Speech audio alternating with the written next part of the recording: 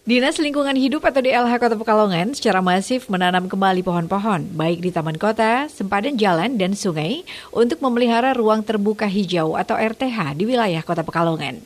Kabid Pengendalian Pencemaran dan Kerusakan Lingkungan pada DLH, Eni Purwanti mengungkapkan, penanaman pohon tersebut dilakukan apabila ada penebangan pohon kropos ataupun tumbang. Ia menyebutkan sejauh ini penggantian dengan bibit pohon peneduh baru sekitar 5 hingga 10 pohon, sedangkan untuk tanaman dalam pot sebanyak 50 buah. Jadi sebenarnya kalau penghijauan itu kan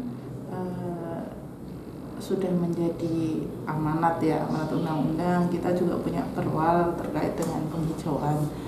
Jadi kita itu harus menjaga ruang terbuka hijau yang kita miliki, baik itu yang di hutan kota, di sempadan jalan maupun yang di sempadan sungai. Akhir-akhir ini kan kita sering dapat laporan, entah itu yang pohon tumbang atau kemarin itu yang di Jalan Jenderal Sudirman itu ternyata kesenggol truk, akhirnya roboh juga. Nah, yang seperti itu kan kita itu harapannya selama media tanamnya masih ada, masih bisa ditanami, kita berusaha untuk ganti dengan tanaman yang baru. Itu salah satu upaya kita untuk bisa mempertahankan penghijauan yang ada di Kota Pekalongan. Kalau untuk dalam setahun ada bibit yang disediakan, berapa jumlahnya seperti itu? Kalau kami sebenarnya tidak ada anggaran khusus untuk pengadaan bibit, hanya saja memang ada beberapa permintaan penebangan yang itu biasanya berkaitan dengan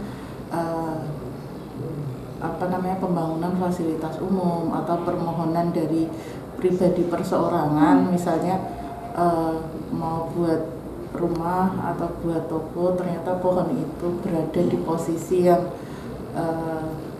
mungkin menutupi akses pintu masuk. Itu kan ada beberapa permintaan penebangan. Jadi berdasarkan perwal kan memang dimungkinkan untuk menebang pohon, akan tetapi dari pemohon harus ada kompensasi. Jadi kalau kami tidak menyediakan secara khusus membeli bibit tanaman, tapi kami biasanya mendapatkan bibit dari hasil kompensasi dari beberapa penebangan yang diajukan. Dalam upaya penghijauan di Kota Pekalongan, pihaknya menemukan beberapa kendala, di antaranya betonisasi jalan dan ancaman rob di beberapa titik. Selain itu, untuk penebangan pohon karena menutupi akses toko dan sebagainya, tidak memungkinkan dilakukan penanaman kembali. Eni menambahkan pihaknya akan merasa terbantu apabila ada masyarakat yang bersedia menanam pohon dan tanaman secara mandiri di wilayahnya untuk menambah keasrian Kota Pekalongan.